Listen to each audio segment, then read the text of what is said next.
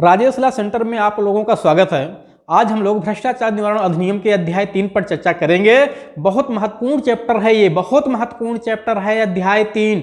ठीक है, लोक सेवक से जुड़ा हुआ चैप्टर है ये। ठीक है, इसी में सजा की बात की गई है कि लोक सेवक के द्वारा किस प्रकार का कार्य किया जाए तो वो अपराध की श्रेणी के अंतर्गत आता है। किस प्रकार से कार्य किया जाए, कोई दूसरा कार्य करके लोक सेवक का मिसयूज करे तो वो अपराध की श्रेणी में कब आएगा। धारा 7 का, धारा 8, 9, 10, 11, 12, 13, ये सब काफी धाराएं यहाँ महत्वपूर्ण है बहुत ज्यादा आपकी परीक्षा की दृष्टि से, चाहे वो बीपीएससी एपीओ हो, आपका मध्य प्रदेश का हो, ठीक है, जे एपीओ का हो या कोई भी एग्जाम हो, आपका जो है सीबीआई एपीओ का एग्जाम हो, एकेडमिक एग्जाम में अगर पूछा जा रहा है तो वहां पे हो, नेट में हो, कहीं पे भी, हर प्रकार के एग्जामों के लिए काफी महत्वपूर्ण चैप्टर। और यहां तक कि ये एसआई का जो एग्जाम होता है उसमें भी इस चैप्टर से क्वेश्चन जरूर पूछे जाते हैं। अगर भ्रष्टाचार निवारण अधिनियम से क्वेश्चन उठाया गया तो इस चैप्टर से जरूर पूछा जाता है। तो इस तरह से आप लोग इस वीडियो के माध्यम से चैप्टर 3 को अच्छे से समझ जाएंगे। हाँ, इस वीडियो में चैप्टर 3 पूरा कंप्लीट नहीं हो पाएगा, मैं दूसरा वीडियो इस पे लेकर के आऊंगा अगले पार्ट में। एक जरूर आप लोगों से गुजारिश ये है कि जब भी कोई वीडियो देखिए तो सीरियल वाइज देखिए। अगर सीरियल वाइज आप नहीं देखोगे तो समझ में कम आएगा, परेशान हो जाओगे, हताश निराश हो जाओगे। ठीक, तो आइए हम लोग इस वीडियो को देखते हैं, समझते हैं लोक सेवक के द्वारा किस प्रकार का कार्य किया जाए तो वो अपराध की श्रेणी में आता है। लेकिन उससे पहले आप लोग चैनल पे यदि नए हैं तो सब्सक्राइब जरूर कर लीजिए और लाइक शेयर कमेंट करते रहिए यदि पुराने हैं तो, और नए हैं तो सबके लिए सुझाव है अपने दोस्तों मित्रों नात रिश्तेदारों को सबको शेयर करते रहो, अधिक से अधिक शेयर कमेंट होता रहे। ठीक है, और ये वीडियो सभी तक पहुंचता रहे, हर किसी व्यक्ति के पास, गरीब हो, असहाय हो, मजदूर हो, ठीक है, सबके पास पहुंचता रहे, कोई दिक्कत ना हो, सबको कानून की जानकारी होना बहुत जरूरी है।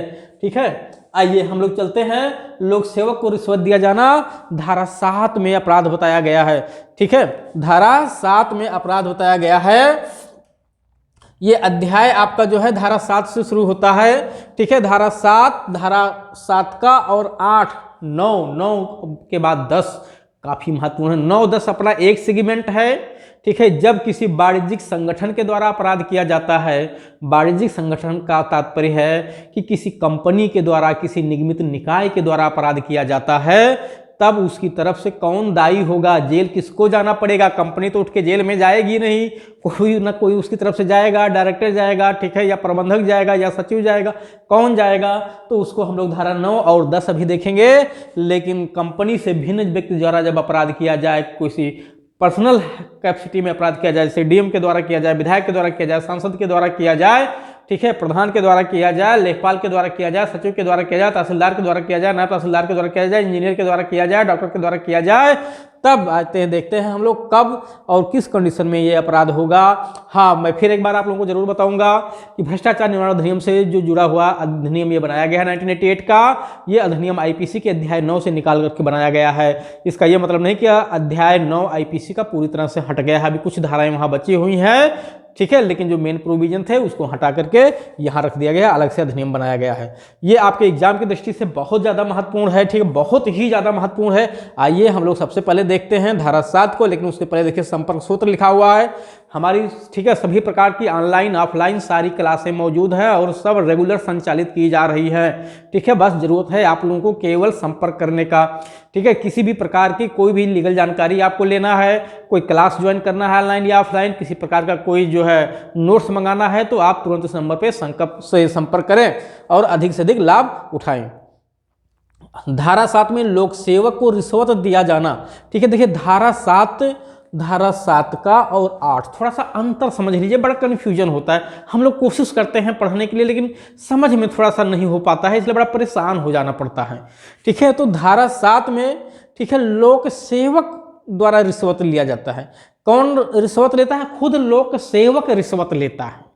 ठीक है, लोक सेवक रिश्वत लेता है गलत कार्य करने के लिए, यानी अपने लोक कर्तव्य का गलत तरीके से प्रयोग करने के लिए पैसा लेता है। जैसे एफआईआर दर्ज करने के लिए फर्जी पैसा लिया जाना, ये भी लोक सेवक के द्वारा अपराध किया जाना हो गया कि नहीं।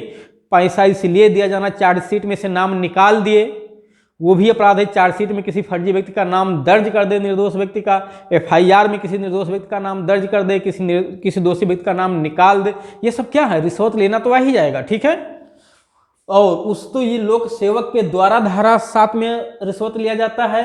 और 7 का में कोई अन्य व्यक्ति, ठीक है, जैसे मान लेता हूं मैं अपने भ्रष्ट आचरण का या अपनी हैसियत का दुरुपयोग करते हुए, ठीक है, किसी अन्य व्यक्ति से पैसा लेता हूं कि आपका काम मैं लोक सेवक से करवा दूंगा। दलाली लेना ये भी अपराध है धारा 7 का में, दलाली लेना, ठीक है, जो दलाली का काम लोग करते हैं, ठीक है, एक थर्ड पर्सन से कहते हैं तुम्हारा काम हो जाएगा, इतना पैसा दो, और लोक सेवक को सेट किए रहते हैं, चाहे उसको पैसा दे करके या अपने पर्सनल संबंध के माध्यम से या अपने हैसियत का दुरुपयोग करके उस लोक सेवक से काम करवाते हैं। ये अलग बात है, लोक सेवक को भले कुछ खिला पिला दें या ना खिला पिलाएं, लेकिन लोक सेवक से काम करवा के किसी का और उससे पैसा लेना ये धारा 7 का में अपराध होता है। और लोक सेवक को रिश्वत देना, ठीक है, यहाँ पे लोक सेवक को रिश्वत दिया जाता है,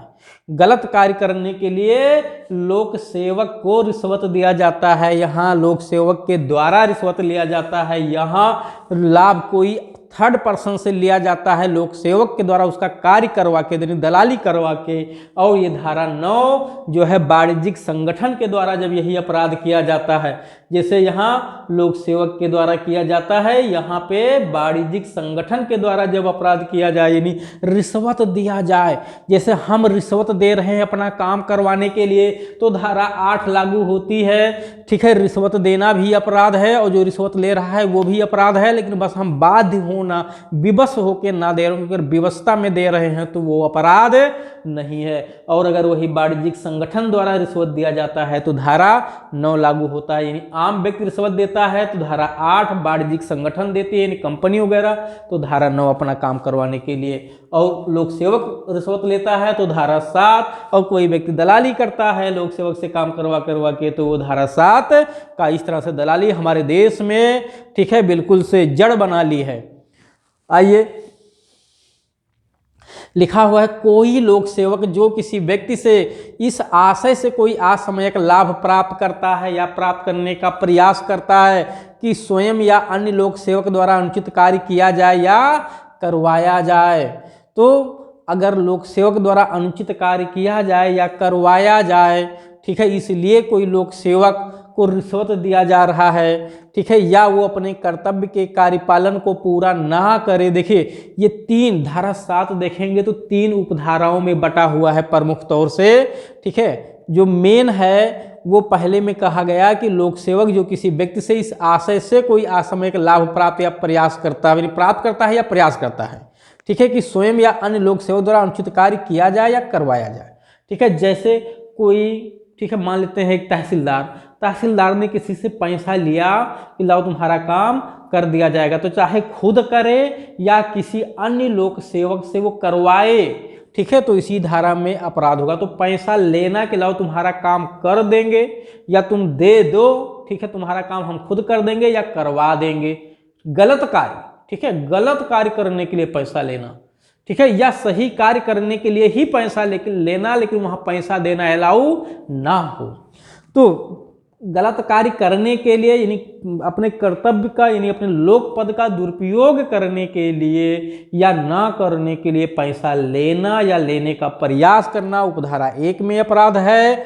और वो कार्य अगर ना किया जाए, ठीक है, कार्य नहीं करने के लिए कि आप पैसा दे दो, ठीक है, अगर आप पैसा दे दो तो आपके खिलाफ FIR नहीं दर्ज होगा या मैं दर्ज नहीं करने दूंगा। जैसे कोई कांस्टेबल पैसा ले लेता है जनता से, लो पैसा दे दो, हम साहब से मिल लेंगे, ठीक है, तुम्हारा नाम चार्जशीट से निकलवा देंगे या तुम्हारा नाम उसमें नहीं रखने देंगे, तो ये अपराध उपधारा 2 में हो जाएगा। और पैसा ले करके वो कार्य किया जाता है तो उपधारा 3 का अपराध हो जाएगा। तो यहाँ कार्य करने के लिए पैसा लेना अपराध है, यहाँ अगर ना करने के लिए पैसा लिया जाता है तो अपराध, यानी कार्य नहीं किया गया या कोई गलत कार्य किया गया, यानी ऐसा कार्य जो करना चाहिए था उसे नहीं किया गया, जो करना चाहिए था उसे जो करना चाहिए था उसे नहीं किया गया, जो नहीं करना चाहिए था उसे किया गया, ये उपधारा 3 में अपराध हो जाएगा। तो इस तरह से इसके लिए जो सजा है वो 3 वर्ष से कम नहीं, जो 7 वर्ष तक हो सकेगी, और जुर्माना भी इम्पोज किया जाएगा। मैं एक बार पढ़ के सुना देता हूँ, शॉर्टकट में मैंने बताया है इसको, ठीक है। हाँ, आप मेरे कॉन्सेप्ट को समझ करके डायरेक्ट को रीड कर लीजिएगा आसानी से, और शॉर्टकट में अपना नोट्स बना लीजिएगा, ठीक है। सबसे पहले कोई लोक सेवक जो किसी व्यक्ति से इस आशय से कोई असामयिक लाभ प्राप्त करता है या लेने का प्रयास करता है कि स्वयं या किसी अन्य लोक सेवक द्वारा अनुचित कार्य किया जाए या करवाया जाए, ठीक, तो वो उपधारा 1 का अपराध है। और अगर ये अनुचित लाभ असामयिक रूप से लेता है कि कर्तव्य पालन हम नहीं करेंगे, ठीक है, यानी हम वहाँ इन्वेस्टिगेशन नहीं करने जाएंगे, उसे नहीं अरेस्ट करेंगे, इतना पैसा दे दो, तो ये उपधारा 3 का अपराध होगा, ठीक है। इन्हीं और गिरफ्तार नहीं करता है तो उपधारा 3 का अपराध। और यहाँ पे जो कार्य उसे करना नहीं चाहिए था वो उसने किया है, ठीक है। किसी को नहीं गिरफ्तार करना था, उसे जाके फर्जी गिरफ्तार कर लिया, उसका नाम फर्जी FIR में दर्ज कर दिया, तो इस तरह से शक्तियों का दुरुपयोग किया गया, तो ये कहाँ अपराध होगा? उपधारा 3 में अपराध होगा, ठीक। तो जैसे आपके नाम कोई जमीन आवंटित कर देंगे, लाइए पैसा दे दीजिए, आवंटित करने के पात्र नहीं थे, तो ये तो गलत हुआ ना। तो इस तरह से ये धारा 7 में अपराध होगा, और इसके लिए 3 वर्ष से कम नहीं, जो 7 वर्ष तक हो सकेगा, और जुर्माने से दंडनीय होगा।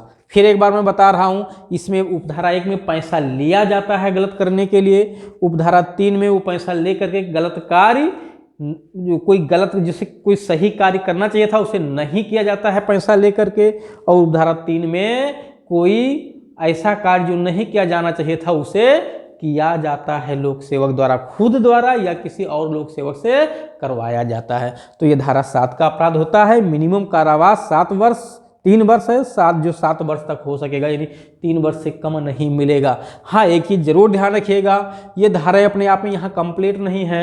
लोक सेवक के विरुद्ध केस चलाने के लिए बिना सरकार के परमिशन के केस नहीं चलेगा, और बिना परमिशन के ना तो कोई जांच या इन्वेस्टिगेशन भी होगा, ठीक है। तो धारा 17 का और धारा 19 भी इसके साथ लागू होती है। धारा 17 का कहती है कोई भी जांच या इन्वेस्टिगेशन बिना मंजूरी के, बिना सिफारिश के नहीं किया जाएगा। धारा 19 कहती है कोई भी संज्ञान क्रिमिनल कोर्ट के द्वारा बिना सरकार के परमिशन के नहीं लिया जाएगा।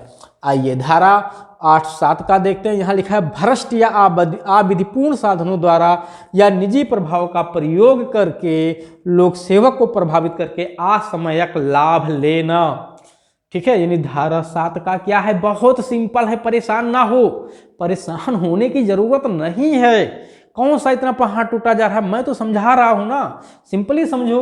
हाँ, लाइक शेयर जरूर करते रहो, कमेंट करते रहो, ठीक है।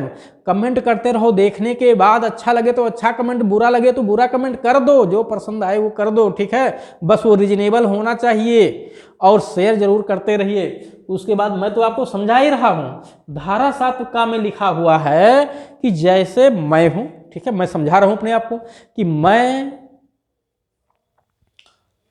एक थर्ड पर्सन से कहा, लोक सेवक नहीं है, थर्ड पर्सन है, मैंने कहा लाओ तुम्हारा काम करवा देंगे, काम नहीं हो रहा ना, लाओ मैं करवा दूंगा, मेरी पहचान है, मेरी पकड़ है। ये क्या है? पैसा लेके काम करवाना दलाली है कि नहीं है? अरे पकड़ है, पहचान है, तो प्यार मोहब्बत में काम करवा दो। पैसा किस बात का ले रहे हो? बिजनेस बना रखे हो क्या?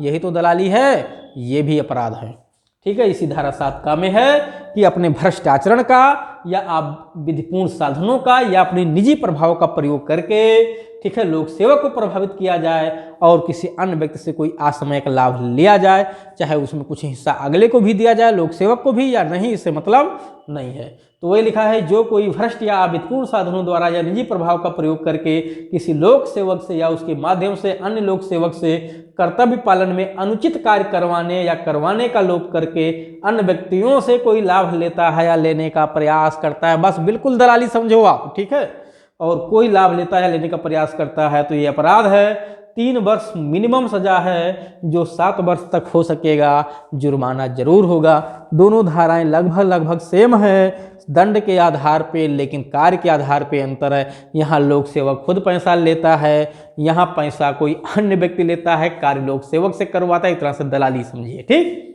उसके बाद लोक सेवक को रिश्वत देना, धारा 8 लिखा है, ऐसा कोई व्यक्ति जो निम्नलिखित आशय से, ठीक है, ऐसा कोई व्यक्ति जो निम्नलिखित आशय से किसी अन्य व्यक्ति या अन्य व्यक्तियों को कोई असामयिक लाभ देता है या देने का वचन देता है, ठीक है। कैसा असामयिक लाभ? कि लोक सेवक को अनुचित कार्य करने के लिए प्रेरित किया जाए, ठीक है। जैसे मैं पैसा दिया किसको? मैं किसी थर्ड पर्सन को पैसा दे रहा हूं, साहब मेरा काम करवा दो। देखिए यहां क्या था, आप पैसा दो, मैं आपका काम करवा दूंगा। और इसमें क्या है, मैं पैसा दे रहा हूं थर्ड पर्सन को कि मेरा काम करवा दो, ठीक है। मेरी पहुंचान नहीं, मेरी पकड़ नहीं, मेरी सुनाई नहीं हो रही है, ये लो मेरा पैसा ले लो और मेरा FIR दर्ज करवा दो, मेरे मामले में चार्जशीट लगवा दो फर्जी, ठीक है। गलत कार्य करवा दो, मुझे ठेका दिलवा दो, ठीक है। तो ये गलत कार्य करवाया जाता है कहाँ पे?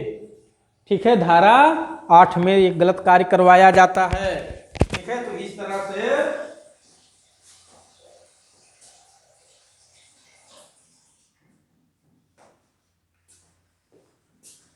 तरह से जो है गलत कार्य करवाने के लिए पैसा लिया जाता है। यहाँ पे वो 7 का में और 8 में पैसा दिया जाता है गलत कार्य करवाने के लिए।